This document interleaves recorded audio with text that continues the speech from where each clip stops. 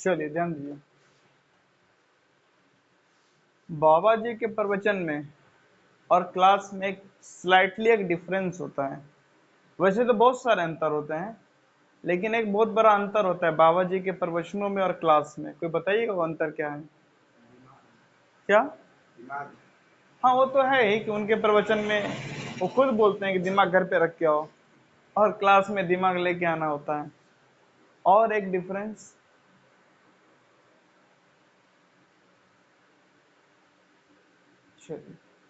कोई एक डिफरेंस ये होता है ना कि प्रवचनों में एक आदमी बोल रहा है और श्रोता सुन रहे हैं। क्लास वो नहीं होता है। क्लास वो होता है जहाँ टीचर बोल रहा है, सामने से स्टूडेंट भी बोल रहा है, फिर टीचर बोल रहा है, सामने से स्टूडेंट भी बोल रहा है। एक म्यूचुअल डिस्कशन होना चाहिए। नहीं, वही क्या हुआ क्लास का असली मतलब। जहाँ पे म्यूचुअल डिस्कशन ना हो, फिर उसको हम लोग एक सक्सेसफुल क्लास नहीं कह सकते हैं। ठीक है, चलिए तो प्रयास करेंगे कि हम लोग क्या बनाए अपने क्लास को सक्सेसफुल बाय डिस्कसिंग। नहीं, आपका कोई पॉइंट है आप रखिए, मेरा कोई पॉइंट है मैं रखूंगा, उस पर हम लोग चर्चा करेंगे, उसी को जारी रखेंगे। वही तो है एक्चुअली क्लास का मतलब। इकोनॉमिक्स, इकोनॉमिक्स सुनते ही हमारे ध्यान में क्या आता है? पैसा। नहीं, पैसा है पैसा होगा। नहीं देखे आप लोगों ने मीम्स? हैं, अक्षय कुमार का मीम है ना। तो इकोनॉमिक्स सुनते ही ध्यान में क्या आता है? मनी।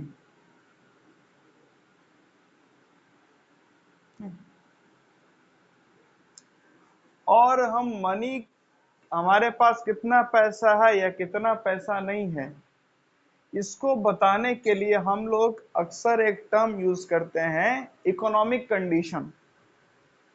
नहीं करते हैं आप लोग कि नहीं करते हैं? ईमानदारी से आप करते हैं?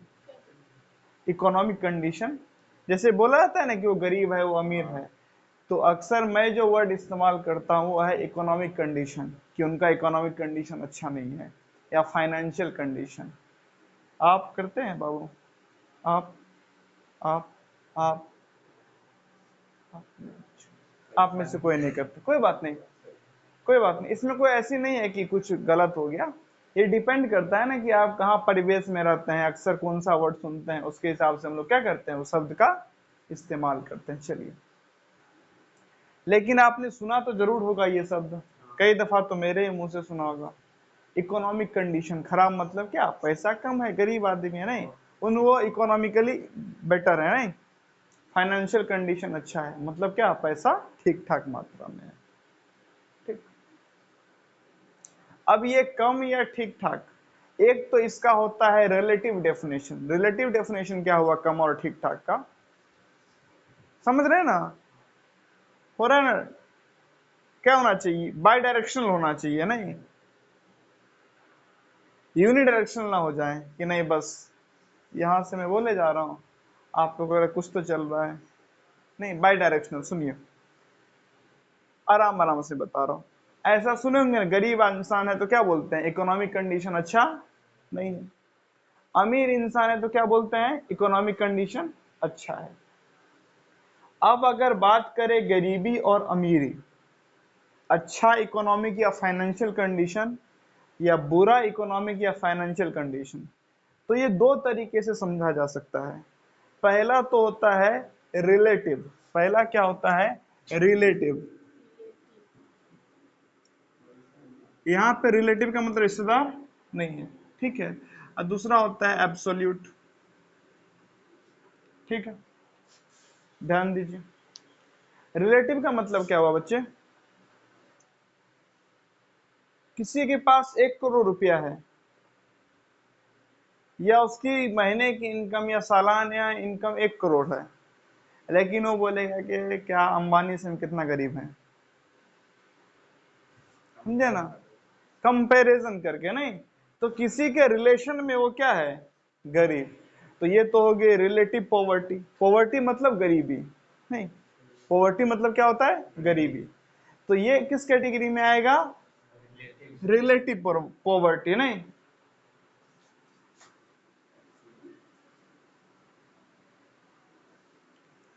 एक होता है एब्सोल्यूट पॉवर्टी, मतलब क्या, स्कूल में फीस देने का पैसा नहीं है, खाने का पैसा नहीं है, फटे कपड़े पहने हैं, अच्छा कपड़ा पहनने का पैसा नहीं है, घर में पानी टपकता है, घर नहीं है, खाना नहीं है, बीमार है तो इलाज कराने का पैसा नहीं है, प्राइवेट जो व्हीकल बोले अपना, या प्राइवेट कोई वाहन, निजी वाहन के नाम पे मात्र एक पुरानी साइकिल है, ये क्या है, एब्सोल्यूट पॉवर्टी। ये गरीबी है, ये किसी के रिलेटिव में नहीं है, गरीबी है। ठीक, अब आपको इतना तो समझ में आ ही गया होगा अभी तक से क्या, कि कभी भी रिलेटिव पॉवर्टी खत्म किया जा सकता है, तुलनात्मक रूप से जो गरीबी है उसको कभी खत्म किया जा सकता है, नहीं ना।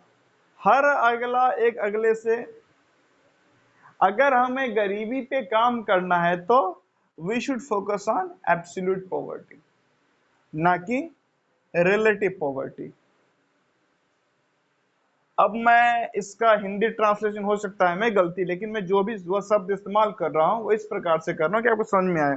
तुलनात्मक मतलब जहां से तुलना हो रहा नहीं, तो तुलनात्मक गरीबी को कम नहीं कर सकते, जो हकीकत में गरीबी है नहीं, सच्चाई है, जो असली गरीब है, उसको हम लोग बदल सकते हैं, उसको लेकर कोई काम कर भी सकते हैं नहीं।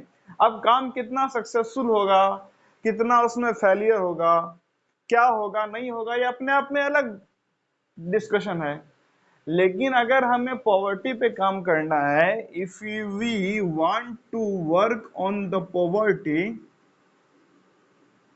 so you should work on the absolute poverty, not on the relative poverty। नहीं, क्योंकि रिलेटिव पॉवर्टी का हम लोग कुछ कर नहीं सकते हैं। वैसे तो अंबानी भी एलोन मस्क से गरीब है,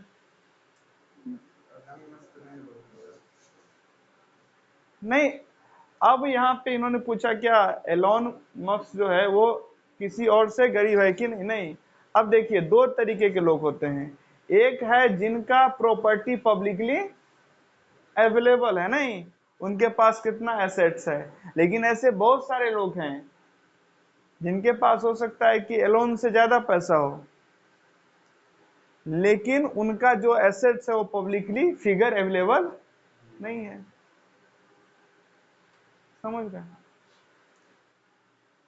और ये इसका कोई इलाज ही नहीं है, रिलेटिव पॉवर्टी नहीं। तो अगर हमें काम करना है तो हम किस पे काम करेंगे, एब्सोल्यूट पॉवर्टी पे।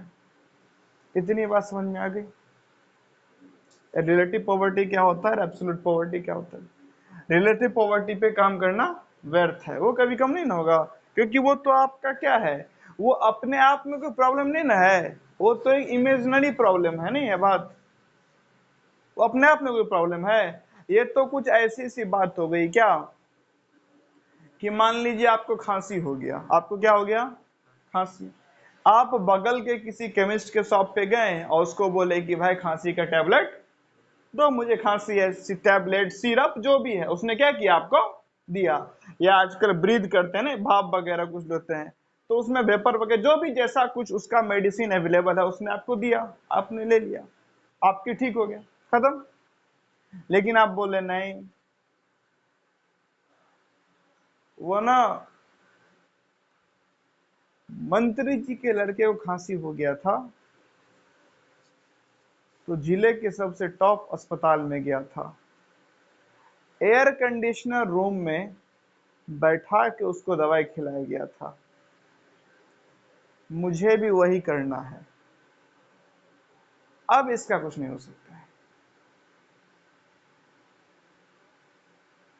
अब आप रिलेटिव तुलनात्मक रूप से अपने आप को हीन समझ रहे हैं, अपने आप को छोटा समझ रहे हैं, अपने आप को गरीब समझ रहे हैं, अपने आप को पिछड़ा समझ रहे हैं, इसका कोई सॉल्यूशन नहीं है।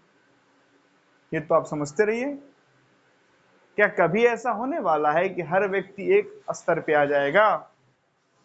तुलना करने के लिए कर लीजिए आप तुलना, नहीं कि एक दिन ऐसा आएगा जो सब व्यक्ति एक समान हो जाएगा। लिख लीजिए कहानी, उस कहानी पे फिल्म भी बना लीजिए, अच्छा कॉन्सेप्ट है, नहीं अच्छा खासा फिल्म बन जाएगा। कोई कॉन्सेप्ट ऐसा लेके आओ कि उस कॉन्सेप्ट को पूरी मूवी में चलाओ और मूवी के आखिर में पूरा दुनिया एक समान हो जाता है, फिल्म बना लो। लेकिन फिल्म बनने तक ठीक है, रियलिटी में इस बात को सिग्निफिकेंस बनता है नहीं। कभी ऐसा होने वाला है कि सब बराबर हो जाएगा? नहीं ना होने वाला है। होने वाला है कभी कि बराबर हो जाएगा? आज तक इतिहास में हुआ है या भविष्य में चांसेस आपको लग रहा है? नहीं ना होने वाला है, नहीं होने वाला है। मतलब रिलेटिव पॉवर्टी तो रहेगी ही रहेगी, उसका आप कुछ कर नहीं सकते। ये जो रिलेटिव पॉवर्टी है इसका कोई इलाज नहीं है। इलाज है तो एब्सोल्यूट पॉवर्टी का है। यहां तक बात समझ में आई? अब एब्सोल्यूट पॉवर्टी का क्या इलाज है, कैसे इलाज है, उसमें गवर्नमेंट क्या कर सकती है? नहीं, गवर्नमेंट क्या कर सकती है, उसके बाद से आम आदमी क्या कर सकता है, आम आदमी में जो शिक्षित वर्ग है वो क्या कर सकता है, सरकारें क्या कर सकती है, बिजनेसमैन क्या कर सकते हैं, साइंटिस्ट इंजीनियर्स क्या कर सकते हैं, डॉक्टर्स क्या कर सकते हैं। हर व्यक्ति का कहीं ना कहीं अर्थव्यवस्था में योगदान है। तो हर व्यक्ति का क्या रोल होना चाहिए इस एब्सोल्यूट पॉवर्टी को कम। जैसे डॉक्टर का भी तो योगदान है ना, अगर डॉक्टर क्या कर दें, उतना ही चार्ज ले जितना एक रीजनेबल है, नहीं उससे एक्स्ट्रा फीस ना ले, तो फिर अमीर आदमी भी आसानी से क्या कर पाएगा, अपना इलाज करा पाएगा। नहीं तो अर्थव्यवस्था को बेहतर करने में समाज के हर व्यक्ति का कहीं ना कहीं योगदान तो है ही है।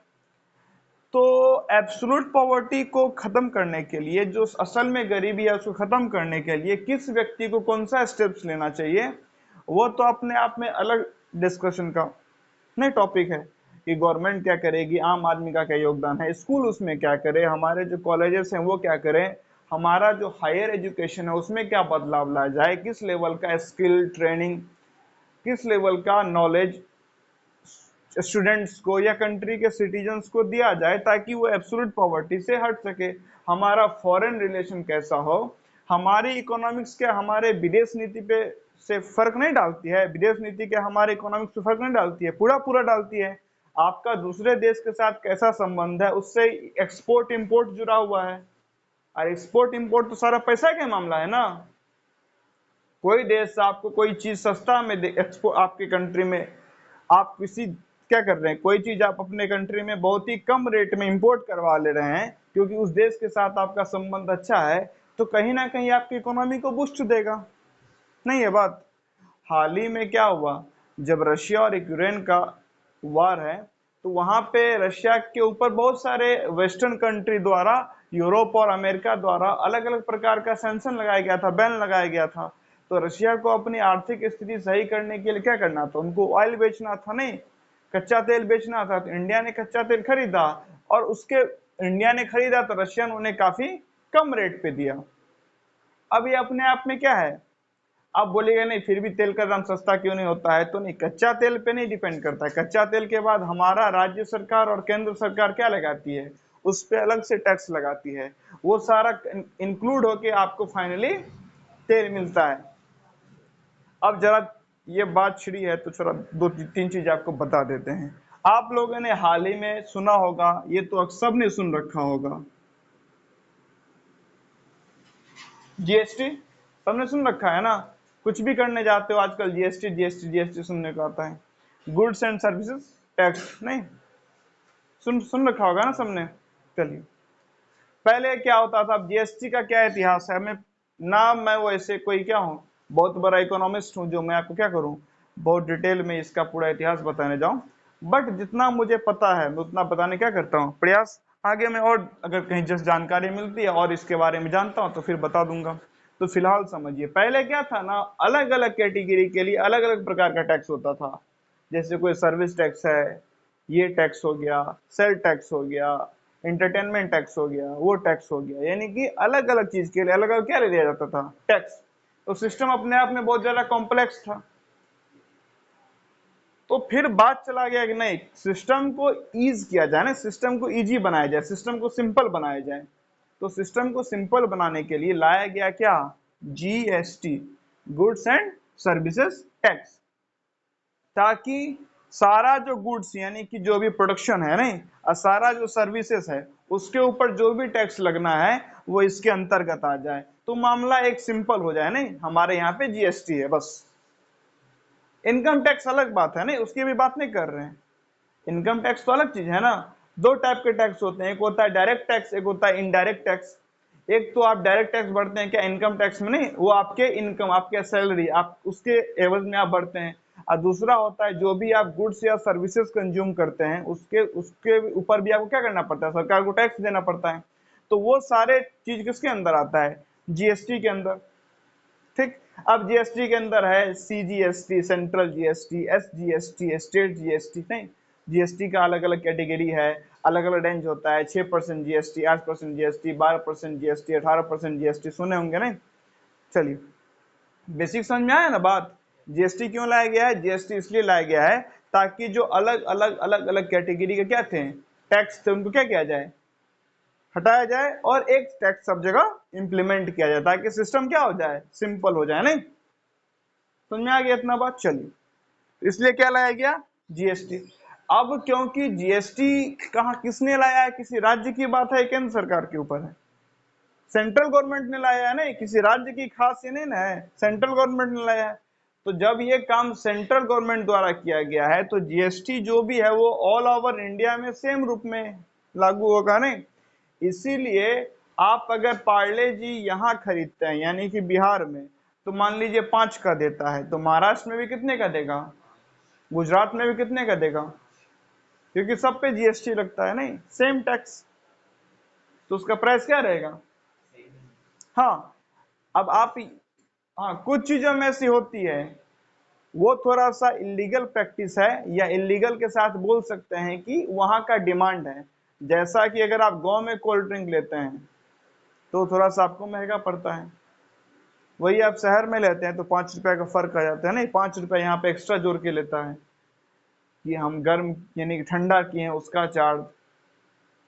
तो इसके पीछे की दो रीजन क्या है ना, पहले तो देखिए यहाँ पे अवेलेबल कम है, नहीं बहुत है फिर भी अवेलेबिलिटी क्या है, शहर के अपेक्षा कोल्ड ड्रिंक्स की दुकान क्या है यहाँ पे कम है।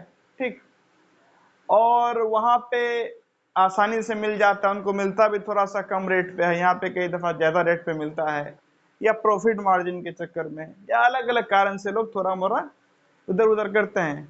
बाद बाकी बहुत सारे लगभग सब प्रोडक्ट के लेके क्या है, यूनिफॉर्मिटी है, नहीं ऑल ओवर द इंडिया सब जगह प्राइस क्या है, सेम। हाँ, मॉल्स में जाइएगा वहां कोल्ड ड्रिंक सस्ता है तो उसका अलग रीजन है, क्योंकि वो लोग फ्रीजिंग का पैसा नहीं लगता। देखते होंगे ना मॉल में बॉक्स में पूरा मिल जाएगा आपको, काफी सस्ते रेट पे मिल जाता है, उठाइए अपना फ्रिज में रख के पीते रहिए, तो अलग रीजन है। ठीक है ना।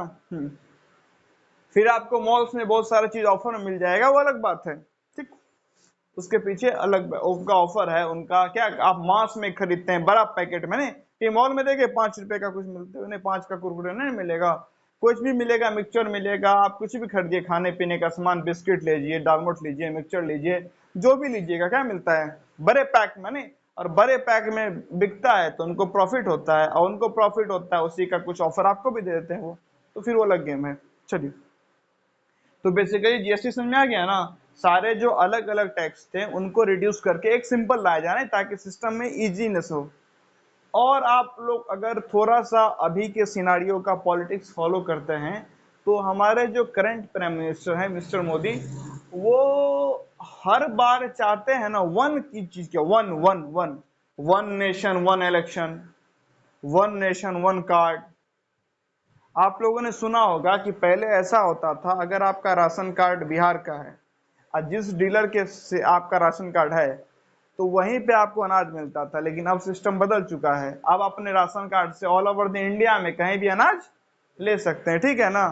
तो अब स्टेट वाइज कोई राशन कार्ड का ऐसा बंटवारा नहीं किया गया है, तो वन नेशन वन कार्ड। ठीक है ना, सबको आधार कार्ड से जोड़ के एक सेंट्रलाइज सिस्टम बनाना, नहीं कि सेंटर से सब कुछ कंट्रोल हो सके, आधार से पेन से बैंक अकाउंट को लिंक करना, आपके यानी कि एजुकेशनल बैकग्राउंड में भी आजकल क्या हो रहा है, आधार से चीजों को लिंक किया जा रहा है ताकि सेंट्रलाइज सिस्टम रहे, सब कुछ क्या किया जा सके, ऊपर से कंट्रोल किया जा सके। नहीं, चीजों को अब अलग अलग ज्यादा यानी कि फ्रेगमेंटेशन ना करे, एक सेंट्रलाइज सिस्टम हो, एक सिंगली क्या किया जा सके चीजों को। क्या डार्क हो रहा है, तो चलिए, तो देखिए, अगर अभी करंट गवर्नमेंट को आप देखिएगा ना, तो ये क्या करना चाहिए, सब जगह सिंगल सिस्टम लाना चाहिए, अच्छा होता है।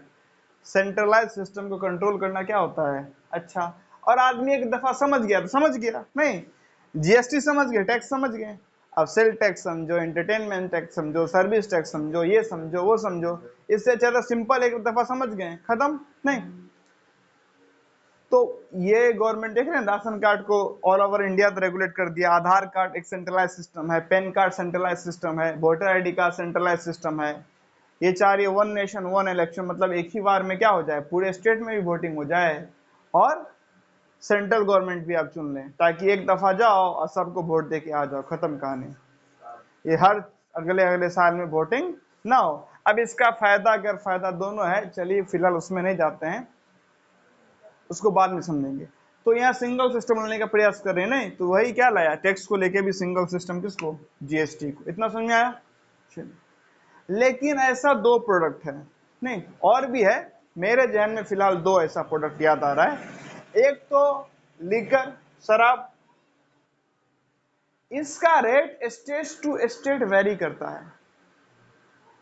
दूसरा पेट्रोल,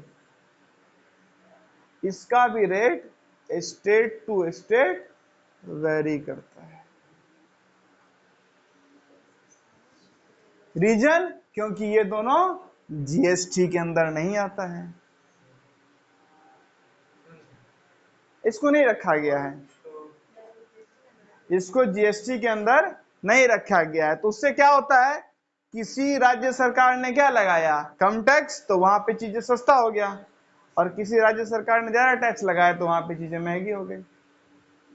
अब क्यों नहीं रखा जाता है, ये तो फिलहाल जानकारी के नहीं है, लेकिन ये अच्छा आपने सवाल पूछा, जो जल्दी बताने का मैं प्रयास करूंगा कि ऐसा क्यों है, कि इनको क्यों नहीं रखा जाता है। जहां तक मेरी समझ कहती है, जहां तक मुझे जानकारी है, तो उसके पीछे रीजन ये है कि ये दोनों है ना, काफी रेवेन्यू देता है सरकार को, लीकर और पेट्रोल।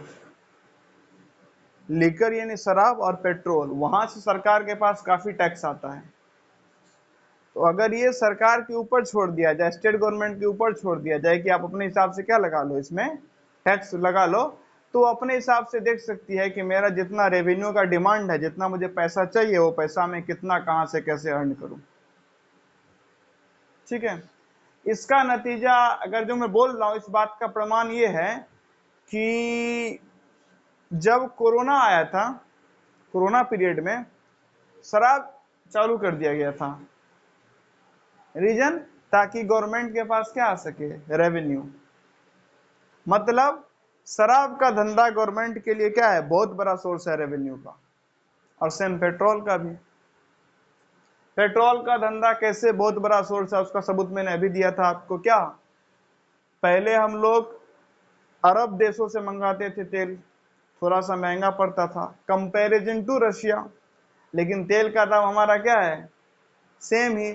मतलब टैक्स क्या लगा रही है सरकार, मतलब पेट्रोल और शराब सरकार के लिए ज्यादा टैक्स देती है, नहीं, तो उन्होंने क्या रखा है, उसको स्टेट के अपने हिसाब से इंडिपेंडेंट रखा है। ठीक है, तो पहला तो मुझे ये कारण ये समझ में आता है, हो सकता है इसके अलावा बहुत सारे कारण हो, तो जानने के बाद आपको अगले वीडियो में बताने क्या करूंगा, प्रयास। चलिए अब आगे बढ़ते हैं, क्या है, चलिए, तो इतनी बातें आपको समझ में आ गई। जीएसटी, रिलेटिव पॉवर्टी और एब्सोल्यूट पॉवर्टी, यहां तक कोई दिक्कत नहीं। तो जीएसटी किस लिए बताना मैं शुरू किया था आपको, टैक्स, टैक्स किस लिए बताना शुरू किया था, नहीं पता, कोई बात नहीं, चलिए बताना शुरू करता हूं। जो मैंने बताना शुरू किया था कहीं ना कहीं लिंक हो ही जाएगा, क्योंकि कहीं ना कहीं थॉट प्रोसेस में वो तो होगा। चलिए ध्यान दीजिए, अब हम लोग जरा आते हैं कोरोना पीरियड में।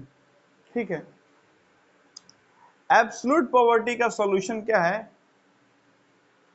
कोरोना पीरियड में, और बहुत सारा इकोनॉमिक प्रॉब्लम का अगर आपको सॉल्यूशन ढूंढना हो ना, थोड़ा सा कोरोना पीरियड को ऑब्जर्व करिए, तो आपके बहुत सारे प्रॉब्लम्स का सॉल्यूशन मिल जाएगा। कैसे? आराम से समझते हैं, ध्यान दीजिए। जब कोरोना काल चल रहा था, हम सब अपने अपने घरों में कैद थे, नहीं? हाँ, बोल सकते हैं कि मैं पड़ोस के, हाँ, लेकिन बड़े लेवल पे देखा जाए तो कहीं ना कहीं हम लोग कैद थे, नहीं? फिजिकली कुछ लोग नहीं कहते तो मेंटली सब कैद थे, नहीं? मेंटली सब के अंदर था कि नहीं, चार दीवारी में रहो भाई, खतरा है। हाँ, फिजिकली हो सकता था कि आप आजू बाजू कहीं पे जाते होंगे। चलिए, क्या उस दौरान बहुत कपड़ा खरीदने की आपकी इच्छा हुई? क्योंकि ज्यादा पार्सल वगैरह में नहीं आ पाता था, तो क्या कपड़ा खरीदने की इच्छा हुई आपकी बहुत ज्यादा? जिंदा थे कि मर गए थे? जिंदा थे। क्या बहुत ज्यादा कपड़ा उस दौरान नहीं खरीदे तो बड़ा सदमा में आ गए थे, ट्रॉमा में आ गए थे? बढ़िया जी रहे थे जैसा आज जी रहे हैं। तो कोरोना काल हमें संकेत देता है कि जितना आप कपड़ा खरीद रहे हो उतना जरूरी है ही नहीं आपके लिए। आपने फर्जी आदत लगा ली है कपड़ा खरीदने का।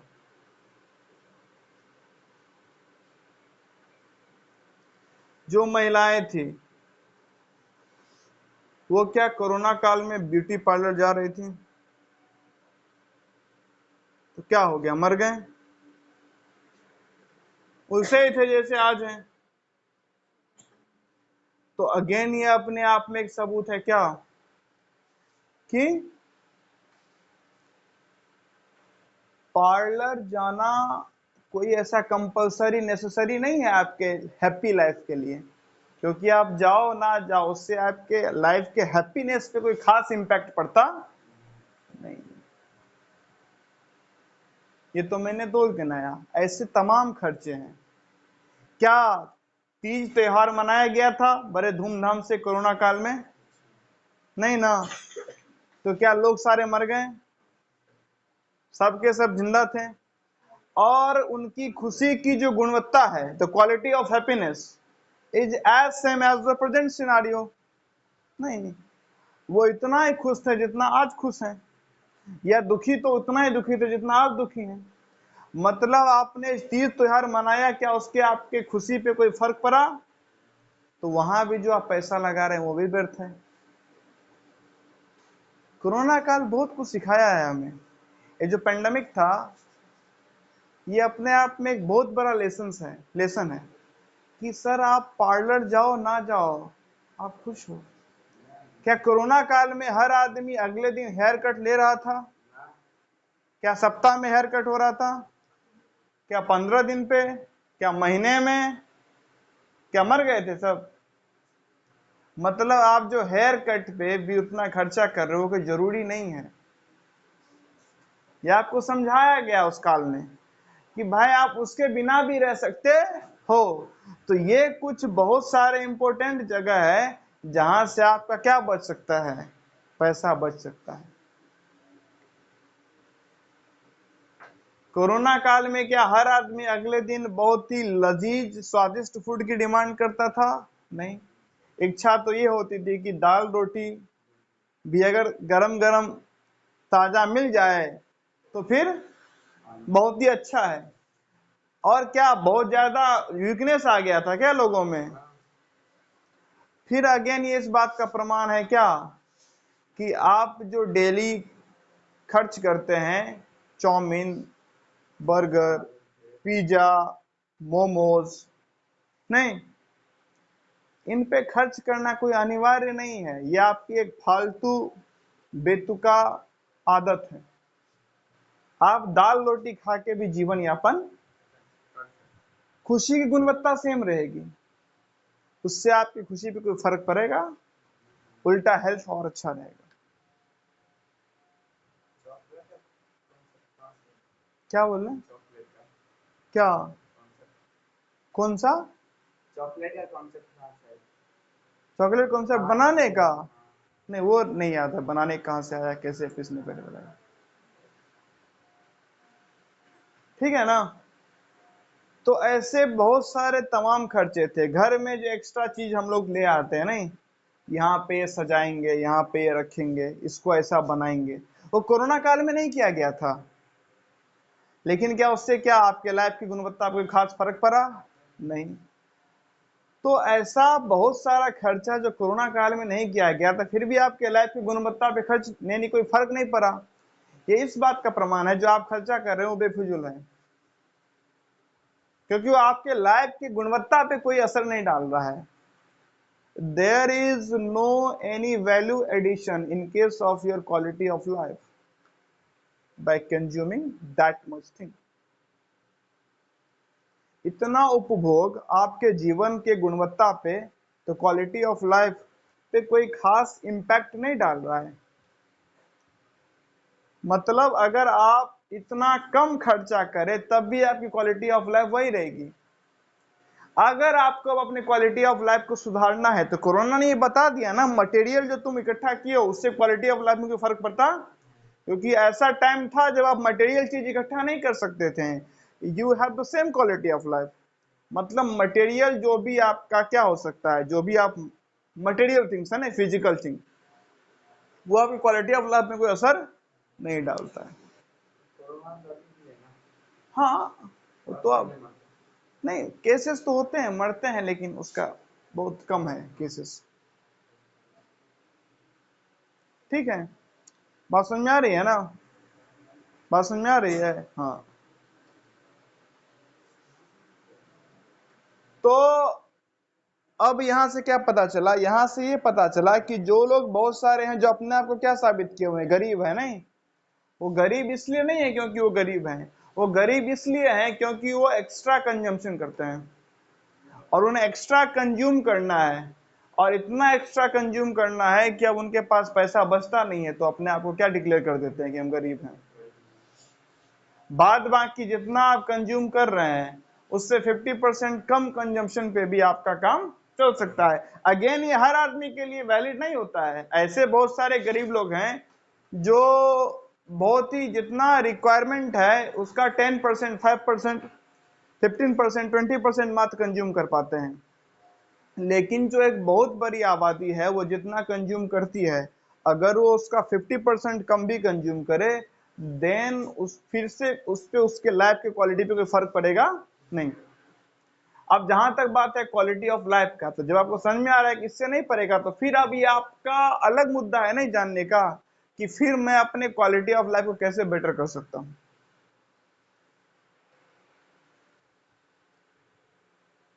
ठीक है, इतनी बात समझ में आ रही है ना? यहां तक मामला ठीक ठाक? कोरोना से जो लेसन्स लेना था हमें नहीं, लेकिन लोग ले नहीं पाए।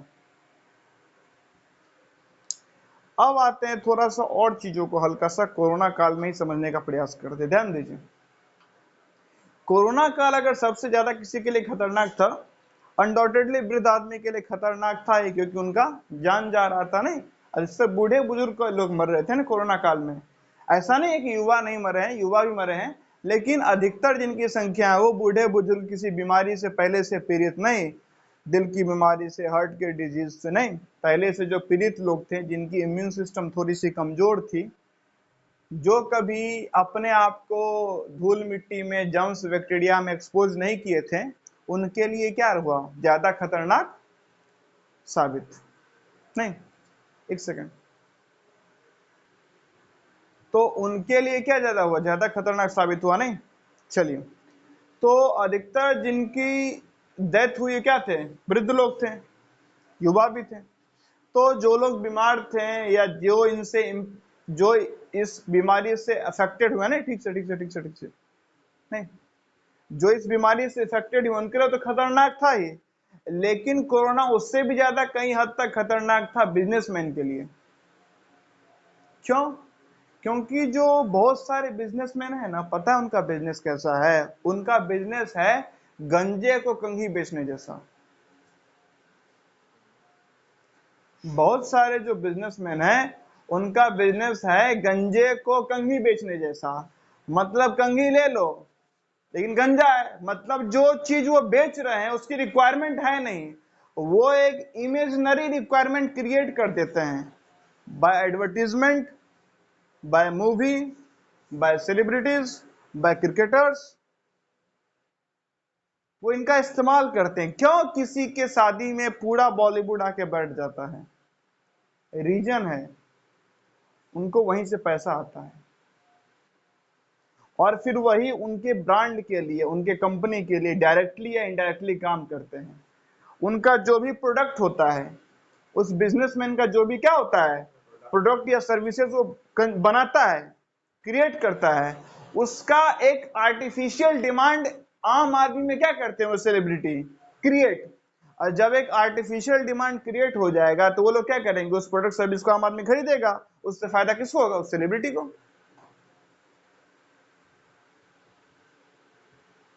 बात समझ में आ रही है कि नहीं आ रही है? आ रही है चीजें। जैसे मैं कुछ कुछ एग्जांपल्स दूं आपको। क्या? दिवाली के दिन नया कपड़ा पहनना है, और वो भी महंगा शेरवानी टाइप का होना चाहिए, मेल को ले तो, और फीमेल को लेकर तो लहंगा वगैरह कुछ अच्छा सा नया सा। क्वेश्चन है व्हाई? क्या एक नया कपड़ा पहनने से आपकी क्वालिटी ऑफ लाइफ बहुत बेहतर हो जाती है? नहीं। क्यों? लेकिन लोग करते हैं ना। कहां से सीखा है? फिल्मों से। ये फिल्मों ने सिखाया है ना। फिल्म स्टार्ट हुआ नहीं, दिवाली का त्योहार मनाया नहीं, सब लोग नए नए कपड़े पहन के आ रहे हैं, तैयार हो रहे हैं कि चलो भाई दिवाली है, तैयार हो जाओ, दिवाली की तैयारियां करो। अब तैयारी में क्या है? घर को सजाना, डेकोरेशन, नए नए गैजेट्स खरीदना, नए नए कपड़े पहनना। ये जो आप सब तामझाम कर रहे हो, ये at the end of the day beneficial किसके लिए है? बिजनेसमैन के लिए, जो पर्टिकुलर प्रोडक्ट या सर्विस बना रहा है ना बात। नया कपड़ा पहनना जरूरी नहीं था, लेकिन फिल्मों ने क्या किया, आपके अंदर एक आर्टिफिशियल डिमांड क्रिएट कर दिया, एक आर्टिफिशियल नीड क्रिएट कर दिया, एक हाइपोथेटिकल, एक इमेजिनरी नीड क्रिएट कर दिया। अब उस हाइपोथेटिकल, इमेजिनरी, आर्टिफिशियल चीज को आप तुरंत समझने लगे हैं, और आपने मान लिया कि दिवाली बिना नए कपड़े पहने हुए मनाई नहीं जा सकती है, और आपने नया कपड़ा खरीद लिया। प्रॉफिट सेलिब्रिटी को गया, कुछ बहुत बड़ा प्रॉफिट बिजनेसमैन को गया। सेलिब्रिटी को इसलिए गया ताकि वो उसका काम किया, एक हिसाब से उसका सैलरी है, इनकम है, काम के बदले पेमेंट है। समझ में आ रहा है? तो कोरोना काल अपने आप में मैं क्यों बोल रहा हूं कि बिजनेसमैन के लिए खतरनाक था? खतरनाक हो नहीं पाया, लेकिन खतरनाक था। खतरनाक इसलिए था क्योंकि अगर थोड़ा सा लोग ऑब्जर्व करते तरीके से, अपने आप को थोड़ा सा समझने का प्रयास करते, इंट्रोस्पेक्ट करते खुद का, तो उन्हें ये समझ में आ जाता क्या कि हम जितना रिसोर्सेस कंज्यूम कर रहे हैं उसके 1/2 नहीं, उसके 50% अगर लेस हम कंज्यूम करें, फिर भी अपने लाइफ को हम सेम क्वालिटी मेंटेन कर सकते हैं। ठीक है? अगर हम फिर भी अपने लाइफ का सेम क्वालिटी मेंटेन कर सकते हैं तो उतना रिसोर्सेस या सॉरी उतना चीजों को कंज्यूम करने की जरूरत, उतना कंज्यूम करने की जरूरत नहीं है, तो उतना उनको बनाने की जरूरत नहीं है, और उतना उनको बनाने की जरूरत नहीं है तो उनको उतना प्रॉफिट नहीं होगा। नहीं समझ रहे हैं? अगर कोरोना से इंसान ये समझ चुका होता कि मैं जो हर महीने शॉपिंग कर रहा हूँ क्लोथिंग मटेरियल का, शूज हो, वॉचेस हो, टी शर्ट हो, पैंट्स हो, ये जरूरी नहीं है, तो जो उसका प्रोडक्शन कर रहे हैं उनके लिए खतरनाक बात है ना ये। जब हम लोग बोलेंगे नहीं भाई जब तक चल रहा है चलने तो, कपड़ा को क्या दिक्कत है, थोड़ा सा डिस्कलर ही हुआ है ना तो क्या दिक्कत है, पहनो। कपड़ा का काम क्या है? बदन को ढकना, पहनो। थोड़ा सा डिस्कलर हो गया, क्या दिक्कत है, आराम से पहनो। हाँ, जब फट जाए, जब एकदम रद्दी स्थिति है तब फेंक दो, तब नहीं लो। अगर ये वाला सेंस आ जाए तो क्या उतना उस लेवल पे वो लोग सेल कर पाएंगे? और जब उस लेवल पे सेल नहीं करेंगे तो उनका प्रॉफिट उतना हो पाएगा? नहीं हो पाएगा। तो इसीलिए मैं बोल रहा हूँ कोरोना जितना उन लोगों के लिए खतरनाक था जो उससे इंपैक्टेड हुए, जिनका डेथ हो गया, जिन्होंने अपने परिवारजन को खोया, उससे कहीं ज्यादा क्या, उससे कहीं ज्यादा वो उन लोग के लिए इंपैक्टेड था जो एक बिजनेसमैन थे। उन लोग के लिए खतरनाक था जो क्या थे, एक बिजनेसमैन। नहीं, बातें समझ में आ रही है? यहां तक मामला ठीक ठाक चल रहा है। चलिए अब आते हैं अगले मुद्दे पे, क्या जो अगेन आप लोगों ने खूब सुन रखा होगा, हर अगले दिन सुनते होंगे।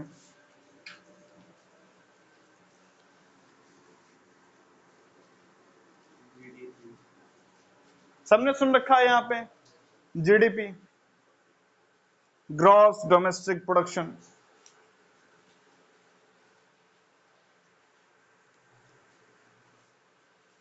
हमें जब भी कंट्री के इकोनॉमिक डेवलपमेंट की क्या करनी होती है बात, या डेवलपमेंट की बात करनी है, सीधा सा हम लोग क्या जाते हैं सर्च करने, जीडीपी।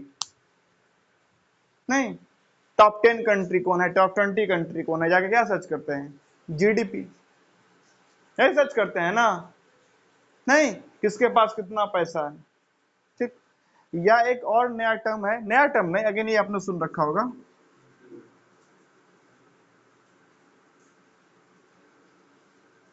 Per capita income. नहीं, प्रति व्यक्ति कितना है, क्योंकि कई दफा जीडीपी हमको फॉल्स इंफॉर्मेशन दे देता है। नहीं, क्योंकि अगर इन केस आप बात करें किसका, जीडीपी का, तो इंडिया टॉप 5 में आता है, 5वें नंबर पे आता है, 5th रैंक है जीडीपी का। लेकिन पर कैपिटा इनकम में भी क्या 5 नंबर पे इंडिया, नहीं काफी लो रैंक में आता है। नहीं, तो हम लोग बात करते हैं किसका, जीडीपी का या पर कैपिटा इनकम का, क्या मेजर करने के लिए कि कौन सा कंट्री डेवलप्ड है, कौन सा कंट्री डेवलपिंग है, कौन सा कंट्री अंडर डेवलप्ड है। नहीं, यानी कौन सा देश कितना विकसित है, क्या बोले, इन इनकम।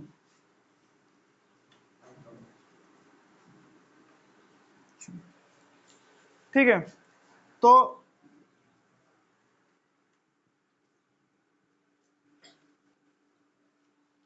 कौन सा कंट्री कितना विकसित है उसको समझने के लिए किसकी बात करते हैं हम लोग, या तो जीडीपी देखते हैं या तो पर कैपिटा। ठीक है, ये देखते हैं ना। नहीं, अब जरा एक बात सुनिए, क्या अगर हम अभी भी कंट्री कितना विकसित है उसका पैमाना जीडीपी या पर कैपिटा इनकम ही रखे, तो जीडीपी का मतलब कैसे, जीडीपी कैसे बढ़ता है, जब कंट्री का आदमी ज्यादा कंज्यूम करे तो ज्यादा प्रोडक्शन होगा, तो जीडीपी बढ़ेगा। जीडीपी या पर कैपिटा इनकम साफ साफ किससे जुड़ा हुआ है, कितना आप क्या करते हैं, कंज्यूम। अरे पर कैपिटा इनकम कर लेके क्या करेगा, कंज्यूम करेगा ना। नहीं है बात, मतलब एक कंट्री डेवलप है या नहीं है, ये साफ साफ इस बात पे निर्भर करता है कि वो कंट्री कितना कंज्यूम कर रहा है। ठीक, हम लोग भी तो भाई अमीर या गरीब का इस हिसाब से पैमाना निकालते हैं, जिस परिवार में ज्यादा कंजम्पशन तो क्या बोल देते हैं, अमीर परिवार है। नहीं, और जहां पे कंजम्पशन क्या है, कम, तो बोलते गरीब है। यहां तक बात समझ में आ रही है, यानी कि जीडीपी मतलब कितना प्रोडक्शन होता है, कितना क्या है आदमी कंजम्पशन करता है, तो पर कैपिटा इनकम में सीधा सीधा कंजम्पशन से रिलेटेड है।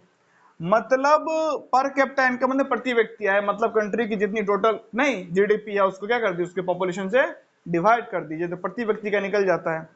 तो जो जीडीपी या पर कैपिटा इनकम है, या साफ साफ किससे रिलेटेड है, कितना कोई कंज्यूम करता है। नहीं, एक कंट्री कितना क्या करता है, कंज्यूम, या उस कंट्री के लोग कितना क्या करते हैं, कंज्यूम।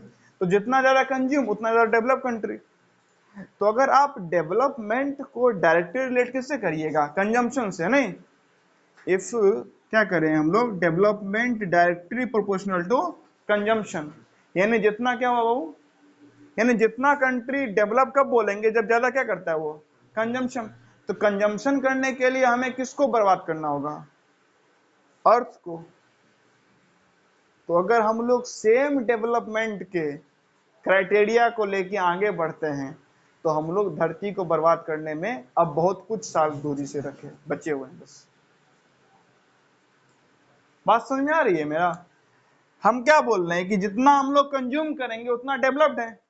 भाई कंजम्पशन करने के लिए अर्थ से ही तो आएगा चीजें, नहीं है बात, फैक्ट्री डालना है जंगल काटो,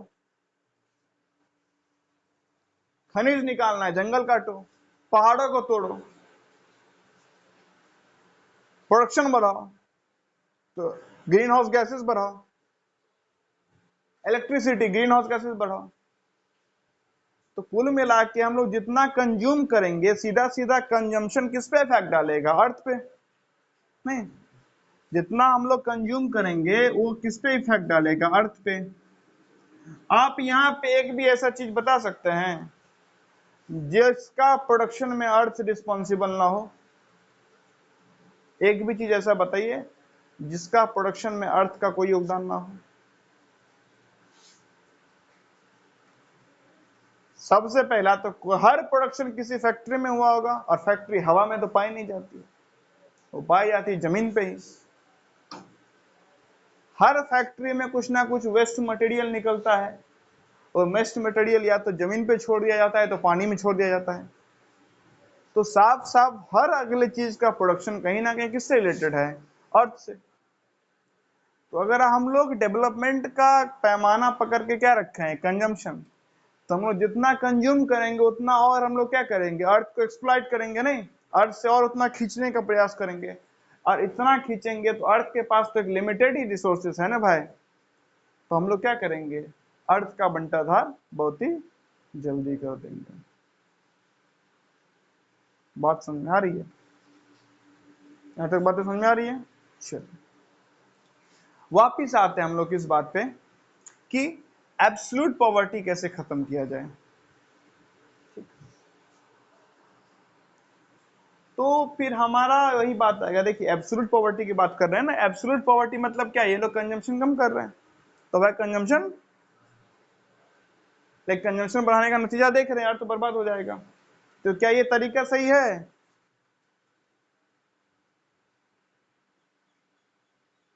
अब दूसरा बात ये आता है कि अगर इतना एब्सोल्यूट पॉवर्टी है, मतलब ये कंजम्पशन क्या कर रहे हैं, फिर भी अर्थ इतना बर्बाद कैसे हो गया? ध्यान समझिएगा, पहले सुनिएगा, ठीक है? फिर अपना जो भी आपका राय है बोलिएगा, नहीं तो फिर मैं तो बताऊंगा ही जो मुझे बताना है। ध्यान से सुनिएगा, ठीक? एब्सोल्यूट पॉवर्टी मतलब क्या? कंजम्पशन कम है। नहीं, पॉवर्टी का मतलब वही होता है ना, कंज्यूम क्या कर रहे हैं? कम कर रहे हैं। तो भाई कंजम्पशन बढ़ाओ, नहीं, कंज्यूम और करो। लेकिन और कंज्यूम करो तो फिर अर्थ खत्म हो गया, तो और कंज्यूम कर नहीं सकते। तो दूसरा बात यह है कि जब जो लोग एब्सोल्यूट पॉवर्टी के अंडर आते हैं और वो लोग कंज्यूम क्या करते हैं? कम, तो अर्थ क्यों इतना बर्बाद हो गया है अभी तक?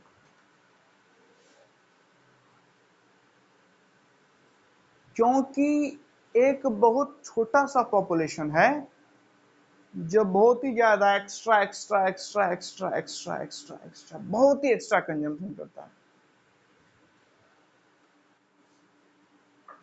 अरे देखिए ना, करोड़ों की शादियां होती है, बिलियन डॉलर्स में उनकी संपत्ति है। मतलब क्या? वो ज्यादा क्या कर रहे हैं? बहुत ज्यादा कंज्यूम कर रहे हैं। 10 कार है, 50 बाइक है, 25 प्राइवेट जेट है, 50 महला का मकान है, प्राइवेट स्विमिंग पूल है, हर अगले के लिए एक स्विमिंग पूल है। पिताजी का स्विमिंग पूल, बेटा जी का स्विमिंग पूल, माता जी का स्विमिंग पूल, बहन का स्विमिंग पूल,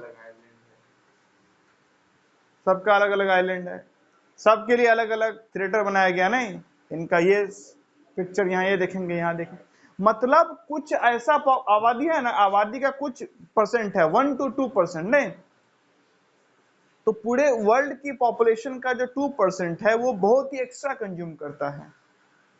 अगर वो बहुत ही एक्स्ट्रा कंज्यूम करना क्या कर दे, अपने आप ये भी थोड़ा कंज्यूम करना क्या कर देंगे? एब्सोल्यूट पॉवर्टी खत्म हो।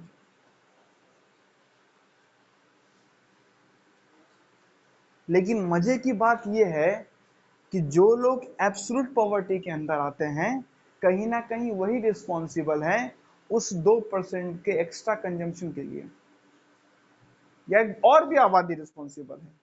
कैसे कैसे कैसे कैसे बताते? आपको साफ साफ दिख रहा है कि 1-2% क्या कर रहा है? बहुत ही ज्यादा कंज्यूम कर रहा है, नहीं, और बहुत ही ज्यादा कंज्यूम कर रहा है तो बाकी के लिए रिसोर्स क्या पड़ गया? ये तो साधारण सी बात है ना भाई। मान लीजिए ये क्या है, ये एक टुकड़ा है, मार्कर है, ठीक है। मैं मार्कर का इतना भाग मैं ही ले लूं, आपके लिए तो हो गया ना भाई गरीबी, अब इतना ही भाग बचा ना आपके लिए। नहीं, अगर मैं मार्कर का इतना ही भाग लूं तो आप लोग को भी इतना इतना मिल जाएगा। लेकिन दिक्कत क्या है ना, जब मैं मार्कर का इतना ही भाग लेता हूं, जब मैं मार्कर का क्या इतना ही भाग लेता हूं, ठीक है, जब मैं मार्कर का इतना भाग ले लिया, ठीक है, ये पूरा मार्कर है ना, इसका इतना भाग मैंने ले लिया, इतना पूरा, इतना तक, ये पूरा इतना में आपको मिलेगा, तो आप किसके अंदर आ जाइएगा, एब्सोल्यूट पॉवर्टी के अंदर आ जाइएगा ना। लेकिन समस्या ये है, लेकिन मैं मार्कर का इतना ही भाग लूं तो आप लोग को भी इतना इतना मिल जाएगा। लेकिन पता है समस्या क्या है, जब मैं इतना ही भाग लूंगा ना, आप बोलेंगे आम आदमी है, जब मैं इतना भाग ले लेता हूं आप बोलते हैं वाह महान आदमी है। बस यही दिक्कत है, बात समझ में आ रहा है। जब मैं इतना ही भाग लूं ना मार्कर का, ए, लेकिन कोई इतना ले ले भाग पूरा, वाह गजब बात है। क्या हम लोग को गरीब बना के छोड़े हैं? नहीं, हम लोग मरने के कगार पे आ गए, गजब बात है। मेरे जान का दुश्मन को मैं अपना आदर्श मानता हूं।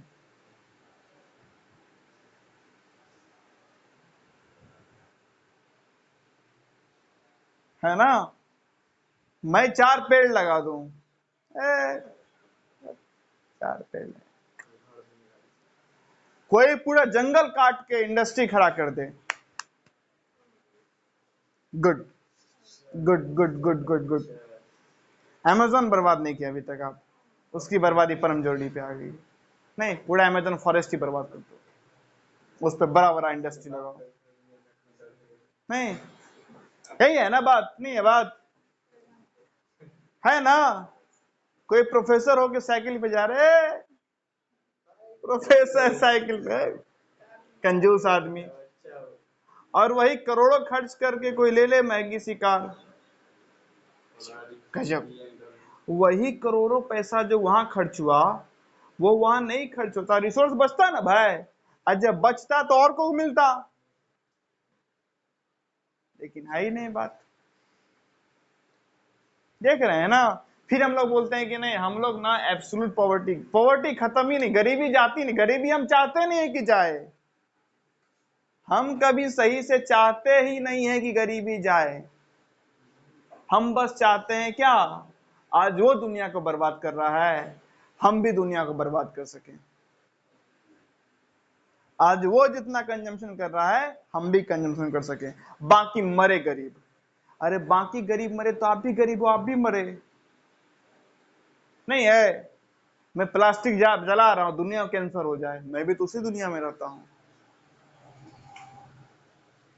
नहीं, ये बात यही बात है ना, हमारा लेवल ऑफ थिंकिंग क्या रहता है, हम क्या सोचते हैं कि नहीं हम अमीर हो जाएं, बाकी सब क्या रहे, गरीब तो रहे तो रहे, मतलब गरीबी की समस्या सॉल्व नहीं करनी है।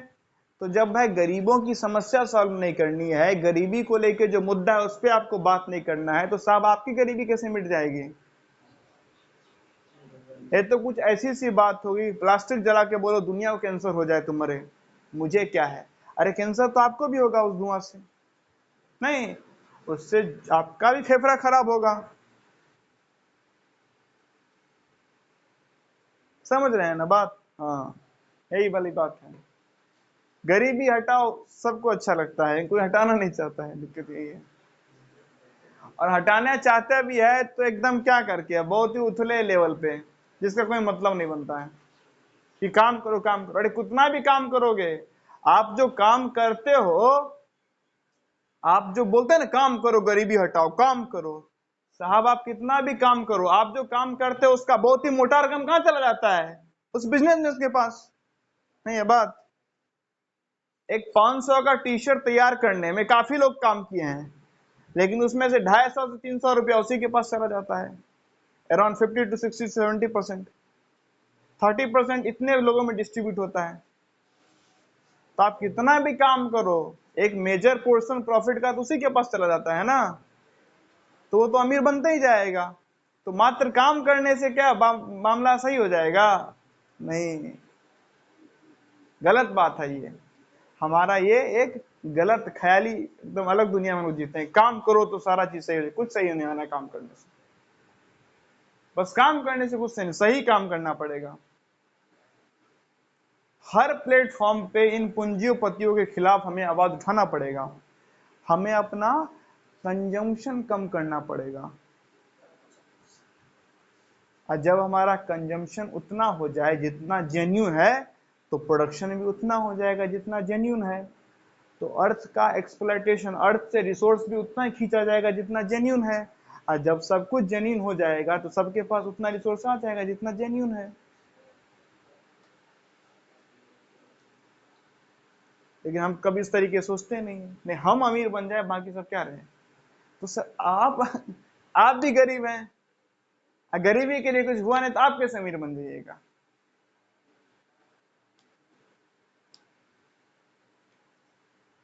सेम सिनारियो, ये जो सेम मेंटालिटी है हम लोग हर जगह इंप्लीमेंट करते हैं कि नहीं, हमसे मात्र क्या ना लिया जाए, घूस।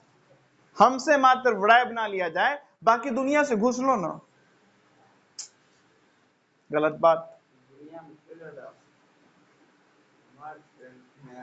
अगर घूस लेने का या घूस देने के ऊपर कोई बात नहीं होता है तो भाई आपके साथ भी होगा, वैसे कैसे हो जाएगा कि आपका छूट जाए? नहीं। हम लोग अस्पताल जाते हैं, सरकारी ऑफिस से जाते हैं, तो हमारी क्या मंशा रहती है? हमारा काम हो जाए, बाकी का हो ना हो। हाँ, कहीं आपका पहचान रहता है तो आपका हो जाता है, कहीं किसी और का पहचान रहता है तो उसका हो जाता है। लेकिन जहां हमारा पहचान से हो जाता है चुपचाप आ जाते हैं, और जहां किसी और के पहचान के कारण उसका जल्दी काम हो जाता है, बोलते देखो भेदभाव हो रहा है, रूल से होना चाहिए। रूल से तो वहां भी होना चाहिए था। नहीं, बैंक में आपके चाचा हैं तो बैंक में आपका तुरंत काम हो गया। अब ब्लॉक पे आपके चाचा नहीं है तो ब्लॉक में आपका काम लेट से हो रहा है, तो बोलना है। अब ब्लॉक में किसी और के चाचा हैं, उसका काम जल्दी हो गया, तो आप बोलते हैं कि नहीं, काम रूल से नहीं चलता है इंडिया में।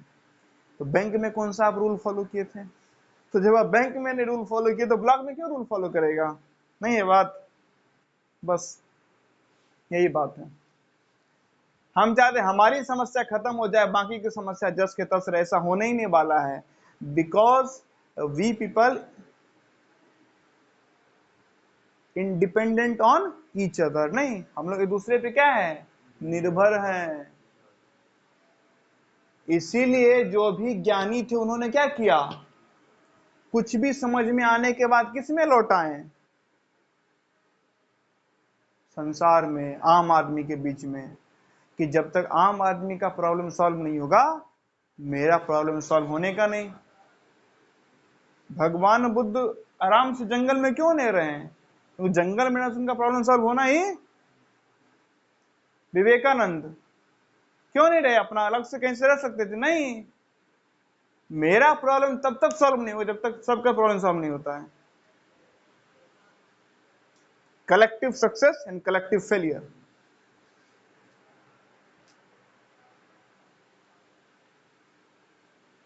इतनी बात समझ में आ रही है? रिलेटिव पॉवर्टी हो, एब्सोल्यूट पॉवर्टी हो, एब्सोल्यूट पॉवर्टी का रीजन हो, GST, GDP, per capita income, सारी बातें समझ में आई?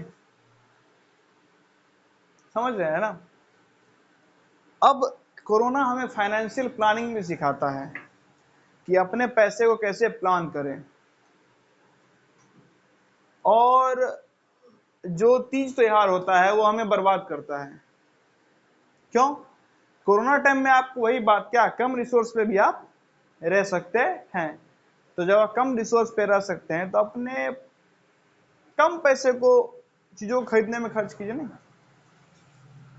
उससे दो तीन फायदा होगा। पहला तो आपको झेलना भी कम पड़ेगा। और समझ में आ रही है? तो झेलना क्या पड़ेगा? बहुत ज्यादा नहीं, आपकी जितनी जरूरत होगी उतना आदमी आपको सुनाएगा, क्योंकि जितनी जरूरत उतनी निर्भरता, और जितनी निर्भरता उतना सुनाया जाएगा। नहीं, एक सिंघम मूवी में एक डायलॉग है नहीं, मेरी जरूरतें कम है इसीलिए मेरे जमीन में दम है नहीं, क्या सिंघम में डायलॉग है नहीं, फिर बोलता है गांव जाऊंगा, मेहनत करूंगा, अपनी जरूरतें पूरी करूंगा। तो ये अपने आप में कुछ सिखाता है क्या कि अगर आपकी जरूरतें कम हो ना तो बहुत सारी आपको इकोनॉमिक प्रॉब्लम आने ही वाली नहीं है। तो चलिए फिलहाल इस वीडियो में इतना ही, आगे की बात अगले वीडियो में करेंगे।